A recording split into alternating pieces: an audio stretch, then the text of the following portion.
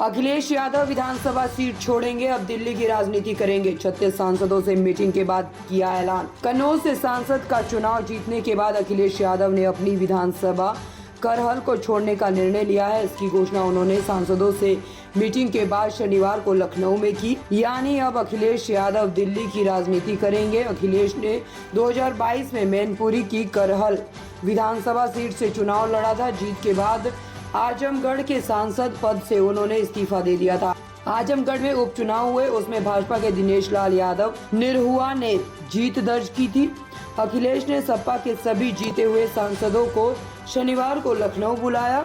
इसमें अखिलेश समेत 37 सांसद शामिल हुए। मीटिंग के मंथन के बाद उन्होंने विधानसभा सीट छोड़ने का ऐलान किया। अखिलेश ने कहा, पीडीए यानी पिछड़ा, दलित और अल्पसंख्यक की रणनीति की जीत होने से देश में नकारात्मक राजनीति खत्म हो गई है। अब समाजवादियों की जिम्मेदारी बढ़ गई है। जनता की एक एक बात सुने, उनके मुद्दों को उठाएं, क्योंकि जनता के मुद्दों की जीत हुई है। उन्होंने कहा कि हमारे सांसदों ने चुनाव में लगातार मेहनत की, जनता के बीच रहे।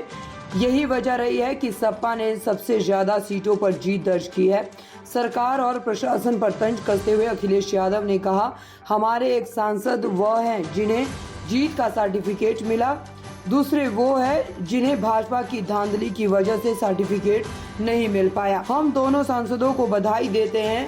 उम्मीद का दौर शुरू हो चुका है। जनता के मुद्दों की जीत हुई है।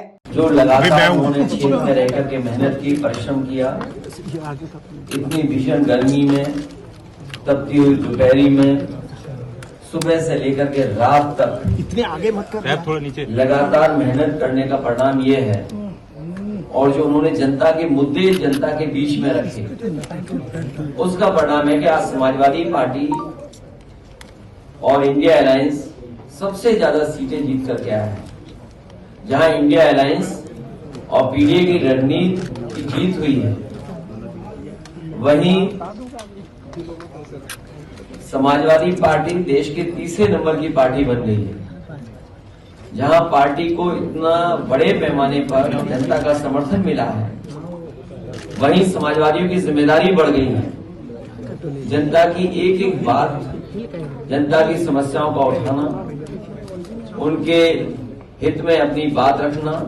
समाजवादियों का लगातार संघर्ष रहेगा लोकसभा में, जिससे ज्यादा से ज्यादा जनता के बीच में और उनके लिए सेवा कर सके। यहाँ दो तरह के भारतीय जनता पार्टी की सरकार में सांसद हुए। एक जो जिनको सर्टिफिकेट मिल गया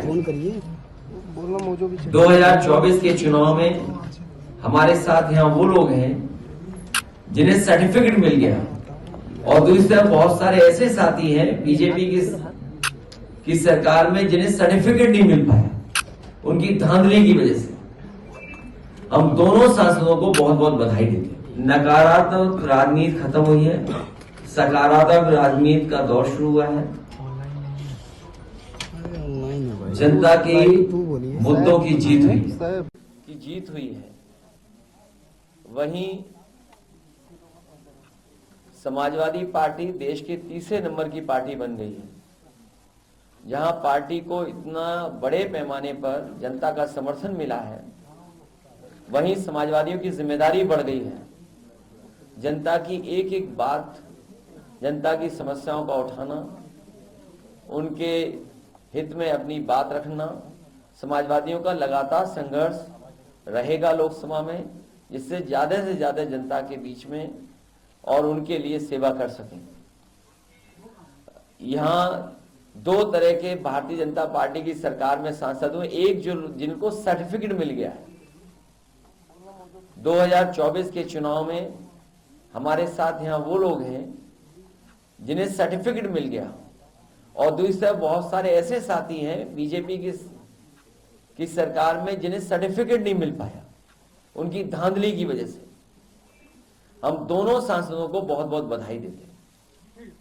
चर्चा है कि देश में जो नफरत है समाजवादियों ने कम कर दी है, और ये आगे किस तरीके से आप लोगों की रणनीति रहेगी, इसको कैसे देखते हैं आप? नकारात्मक राजनीति खत्म हुई है, सकारात्मक राजनीति का दौर शुरू हुआ है। जनता की मुद्दों की जीत हुई है।